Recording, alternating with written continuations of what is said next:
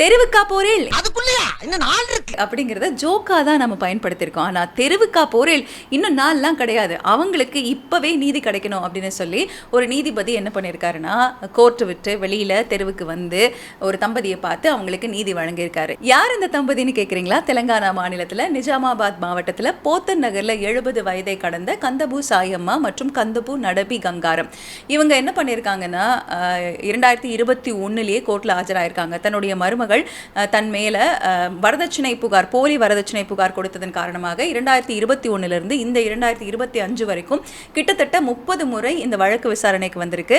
அதனால இந்த 30 முறையும் இந்த தம்பதிகள் கோர்ட்டுக்கு வந்து போறது அப்படின்ற சங்கடத்தை அனுபவிச்சதோடு மட்டும் இல்லாமல் வயது மூப்பு காரணமாக இந்த முறை கோர்ட்டுக்கு வந்தப்போ விசாரணைக்காக இதில் தீர்ப்பு வழங்கப்படும் போது அவங்களால கோர்ட்டுக்குள்ள வர முடியல. ஏன்னா உடல்நிலை காரணமாக எங்களை வந்து உள்ள அழைத்து வர யாருமே இல்லை அப்படின்னு சொல்லியிருக்காங்க. இது தெரிஞ்ச நீதிபதி எஸ்எம்பெல்லி சாய் சிவா அவர்கள் என்ன பண்ணியிருக்காங்க, அப்படியா இப்போவாது அவங்க கொஞ்சம் பீஸ்ஃபுல்லாக நிம்மதியாக இருக்கட்டும்னு சொல்லி அவங்க இருந்த இடத்துக்கு வந்து இந்த வழக்கை நான் ரத்து செய்கிறேன், இது போலி புகார் அப்படின்னு சொல்லி அவங்களுக்கு விடுதலை கொடுத்துருக்காங்க.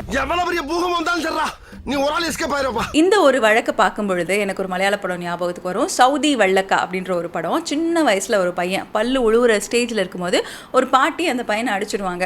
அப்போ அந்த பல்லு விழுந்து ரத்தம் வந்துடும். அது பல்லு விழுந்ததுனால வந்ததா இல்லை இந்த பாட்டி ஒரு மைனரை ஹர்ட் பண்ணதுனால வந்ததா அப்படின்னு ஒரு வழக்கு வந்து அந்த பையன் வளர்ந்து வேலைக்கெல்லாம் போயிடுவான். 23-24 வருடங்கள் கழித்து மறுபடியும் அந்த வழக்கு நிலுவையில் இருக்கும். ஸோ அத்தனை முறை கோர்ட்டுக்கு நடந்து போய் வந்து இழுத்தடிச்சு வயதான போது ஒரு 5000 ஃபைனோட அந்த பாட்டிக்கு வந்து ஒரு விடுதலை கொடுப்பாங்க. ஸோ இப்படிப்பட்ட ஒரு நிகழ்வை பார்க்கும்போது எத்தனையோ வழக்குகளில் வயதானவர்கள் போலி புகார்கள் மூலமாக பாவம் கஷ்டப்படுறாங்க அப்படிங்கிறது புரிய வந்தது. அந்த நீதிபதியோட நல்ல எண்ணத்துக்கும் நீதித்துறைக்கும் வாழ்த்துக்களை தெரிவிச்சுக்கலாம்.